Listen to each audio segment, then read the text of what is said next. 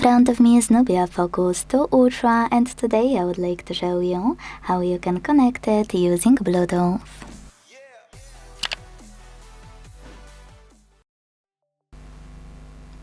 Start by opening Settings and tapping on Bluetooth section available here. Then use this switcher next to Bluetooth to activate it and wait for available devices to show. When they do, tap on the one you wanna connect to.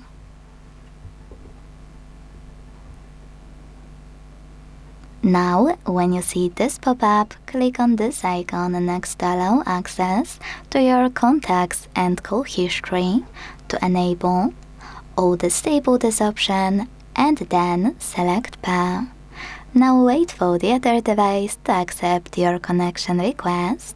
Though quick tip, if you are connecting to another smartphone or a tablet, you need to do that manually on the second device.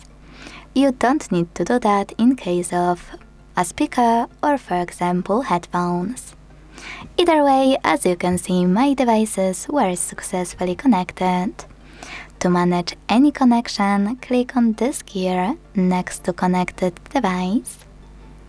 Use those switches.